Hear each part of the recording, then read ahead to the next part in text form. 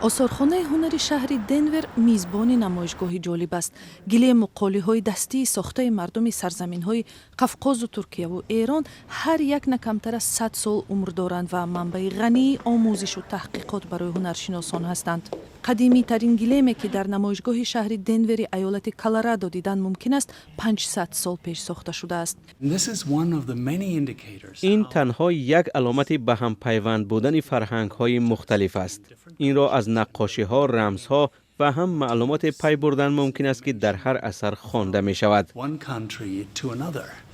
با اون خاطر که هر یکی این گلیم ها از رشته و پشم طبیعی بافته شده اند، عمر آنها را دراز و انتقال آنها را از یک جا به جای دیگر آسان تر می کند.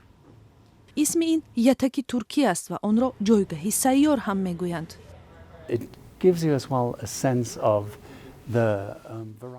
گلیم ها در هر حالت استفاده می شدند. امروز گلیمچه را بیشتر در خانه زیر پا می پرتایند تا که زیر پا گرم باشد، ولی در قرن 19 هم آن را چون جایگاه خواب استفاده می کردند. یعنی خیلی چیزی ضروری بود و به نظر من باید خیلی راحت باشد. دیگر قالی های ترکیه که در این نمایشگاه گذاشته شده اند گلیم کرمان و گلیمچه دیمرچی نام دارند که در اول های سالهای 1800 ساخته شدند. اسم مؤلفان این گلیم ها حفظ نشدند، ولی هنرمندان و هنرشناسان هر یک اثر را از روی نقش و نگار، صفت نخ یا پشم و رنگش می توانند فرق کنند. قالی بافی پیکسل های خرد را به یاد می آورند. شما باید در فکر درست ایجاد شدن هر یک نقطه روی اثر با توجه کار کنید.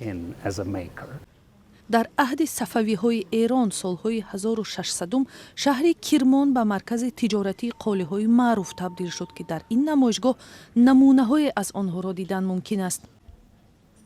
در روی این قالی که نقشی پلنگ کشیده شده است، پاره های از مصرع های سعدی شیرازی ifade یافتند.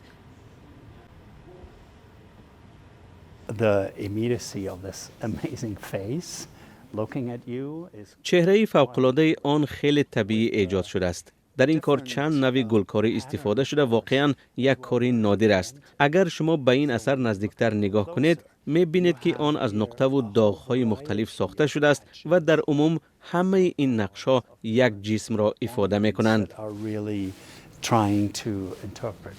کریستوف هینریخ میگوید رنگ و نقش ها، رمز و صفت نخ ها بیانگر تاریخ و فرهنگ قدیمی منطقه هستند که به شرافت تجارت و دیپلماتیت تا امروز حفظ شدند. نمایشگاه قالی های شرقی تا ماه می ادامه می کند.